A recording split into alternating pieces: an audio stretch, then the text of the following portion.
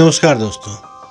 अभी तक आपने सुना कि किस तरह से राजे जोगेश्वरी गांव से बाहर आती है, शहर के कॉलेज में एडमिशन लेती है और किस तरह से शिव से मिलती है और कैसे उनको प्यार होता है। अब सुनते हैं आगे। जब दोनों एक साथ होते तो ऐसा लगता कि दोनों को एक दूसरे के लिए ही बनाया गया होगा। धीरे धीरे सारे कॉलेज को पता चला और फिर सारे शहर को। कहते हैं घास और कांस अपने आप उगते हैं। किसी ने जाकर ठाकुर साहब को भी बता दिया इन दोनों के बारे में। फिर क्या था, गांव से राजनीति के ज्ञानी, कानून के पंडित और गुंडागर्दी के सरदार तीनों अगली दोपहर कॉलेज में खड़े थे। शिव की 4-5 हड्डियां तोड़ी, सर भी फोड़ दिया, यहां तक कि उसे वहीं कॉलेज में अधमरा छोड़कर जोगेश्वरी को अपने साथ गांव ले आए। कुल की मर्यादा का ठेका जो ले रखा था इन तीनों ठाकुरों ने। जोगेश्वरी अब सबकी नजरों में चढ़ चुकी थी। उसकी भाभियां, जिनकी कल तक उससे ऊंची आवाज में बात करने की हिम्मत भी नहीं हुआ करती थी, आज उनसे हर बात पर ताने मारने लगी थी। जोगेश्वरी को कहीं बाहर आने जाने की और किसी बाहर वाले से बात करने की मनाही थी। एक चहचहाती, सुंदर और सुनहरे बालों वाली चिड़िया को पिंजरे में डाल दिया गया था और अब इस चिड़िया को बेचने के लिए साहूकार ढूंढे जा रहे थे। लोग आते, उसे देखते और चले जाते, पर कोई उसे पसंद ना करता। जोगेश्वरी सुंदर थी क्योंकि उसका मन सुंदर था। सुंदरता सिर्फ अच्छा चेहरा लेकर पैदा होने से थोड़ी ना होती है। अब उसके चेहरे पर ब्रहा, अकेलापन, अफसोस, लज्जा और कुल की मर्यादा का बोझ था। उस बोझ में उसकी सुंदरता कहीं खो चुकी थी। क्या ये कहना गलत ना होगा कि शहर से तीनों ठाकुर किसी और को ले आए थे। शायद जोगेश्वरी को ले आए थे, पर राजे अभी भी शिव के पास ही रह गई थी।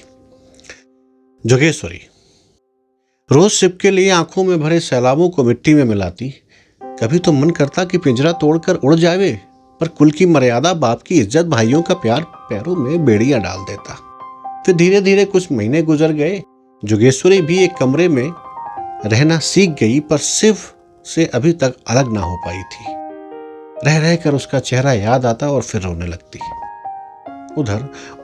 उधर शिव भी अस्पताल से बाहर आ चुका था। आग दोनों तरफ बराबर लगी थी। रात में भेष बदलकर दौड़ता भागता गांव में ठाकुरों की कोठी में घुस बैठा। जोगेश्वरी को फिर से उसकी खोई हुई घर की चिट्ठी, माँ के हाथों के आम का अचार, भाइयों का प्यार वापस मिल गया था। आज कई महीनों बाद वो खुलकर इतना हंसी थी जितना कि सारी जिंदगी ना हंसी होगी। पर यह हंसी ज्यादा देर तक सलामत ना रही। शिव पकड़ लिया गया, फिर से तुड़ाई हुई, पर अब की बार शिव के पिता ने ठाकुरों के पैर पकड़ के अपने लड़के की जान की सलामती मांगी। अन्यथा शिव की जीवन लीला समाप्त हो चुकी होती। ठाकुरों ने रहम की भीख तो दी, पर साथ में हिदायत भी दी कि अब शिव गांव में ना दिखे, और अगर दिख गया तो वो तो जान से जाएगा ही, तुम्हारा भी हुक्का पानी बंद हो जाएगा। जोगेश्वरी की शादी पड़ोस के गांव के एक ठाकुर के साथ तय हो गई। शिव अब गांव में ना आता था। जोगेश्वरी सोचती कि अगर एक बार देख भर लेती तो चैन से उस डोली नुमा अर्थी पर बैठ जाती, पर अब तो वो भी मुनासिब ना था। दिन भर रोती, खाना पीना सब छोड़ दिया। शादी वाले घर में मातम सा छाया था। भाभियों को जली कटी कहने का एक और मौका मिल गया था। कुछ दिन बाद जोगेश्वरी की शादी होने वाली थी। शिव को भी पता था, पर कुछ कर ना सकता था। उसको डर था कि अगर कुछ किया तो ठाकुर गांव में उसके पूरे घर को ना जला दे। आखिर गांव में तो उन्हीं का राज चलता था। शिव अपनी आंखों के सामने सब होता हुआ देख रहा था। दोपहर का वक्त था। गांव से कुछ 2-4 मील दूर तालाब के चारों ओर हजारों लोगों की भीड़ जमा थी। कानाफूसी हो रही थी। ठाकुर और उसके तीनों लड़के पड़ोस के गांव शादी का शगुन लेके गए थे और 3-4 दिन बाद वापस लौट रहे थे। रास्ते में ही थे कि भीड़ देखकर तालाब की तरफ रुख कर लिया। ठाकुर को पास आते देख सब चुप हो गए। जब और पास आए तो देखा पुलिस वाले और कुछ तैराक तालाब से एक लाश निकाल रहे थे। करीब 18 साल की किसी जवान लड़की की लाश रही होगी। चेहरा पहचान में नहीं आ रहा था। 3-4 दिन पुरानी लाश जो थी, ठाकुरों के ऊपर तो जैसे पहाड़ टूट पड़ा। वहीं बिलक बिलक कर रोने लगे, राजे राजे कहकर चिल्लाने लगे।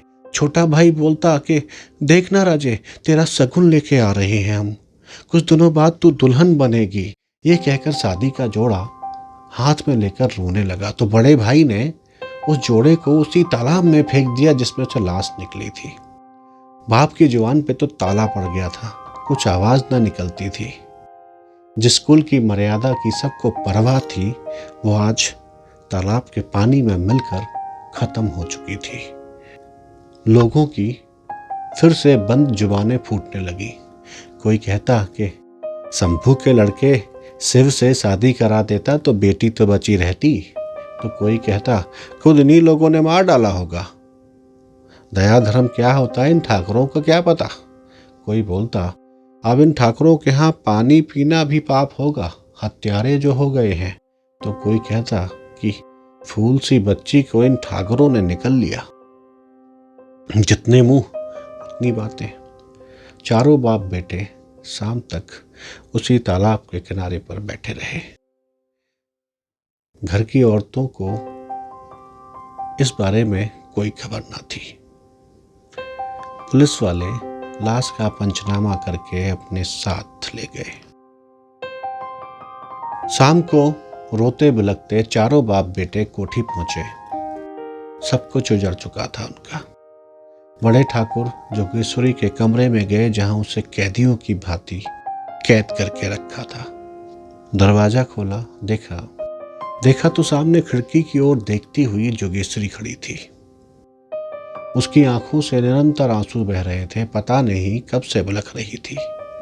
आंखें लाल हो चुकी थी। उसे सब कुछ पता था कि गांव में क्या हुआ था। ठाकुर ने दौड़कर उसे गले लगा लिया।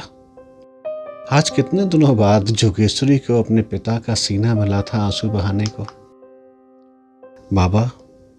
बाबा मैं ऐसा कोई काम ना करूंगी जिससे बिरादरी में आपकी थू हो, कुल की मर्यादा का नाश हो और भाइयों की इज्जत तार तार हो जाए। आप जहां कहेंगे मैं खुशी खुशी वहीं शादी कर लूंगी, पर समाज को आपके ऊपर हंसने का और बोलने का मौका ना दूंगी। जोगेश्वरी के इस त्याग और दर्द भरी बातें सुनकर ठाकुर के मुंह से कुछ ना निकला, पर पीछे खड़े बड़े दाऊ साहब ने कहा, समाज की कोई जुबान नहीं होती। समाज वही बोलता है जो हम सुनना चाहते हैं। हम समाज की खुशी के लिए अपनी बहन की बलि क्यों चढ़ाएं? पूरा परिवार आंसुओं की धारा में बह रहा था, पर ये खुशी के आंसू थे। सबको राजे वापस मिल गई थी। भाभियों को भी इस घर की बहू होने में गौरवान्वित महसूस हो रहा था। अगले दिन राजे शहर में थी। उसे अपनी खोई हुई घर की चिट्ठी, माँ के हाथों का आम का अचार और भाइयों की देखरेख फिर से वापस मिल गई थी। उसे सिर्फ मिल गया था। तो दोस्तों, कैसी लगी आपको ये कहानी जोगेश्वरी? कमेंट बॉक्स में ज़रूर बताइएगा। वीडियो को लाइक करिए, हमारे चैनल को सब्सक्राइब करिए और इस कहानी को जितना हो सके उतना फैलाइए। मिलते हैं एक नई कहानी के साथ में, एक नई कविता के साथ में। तब तक के लिए विदा लेता हूँ, आपका अमित खरे। नमस्कार।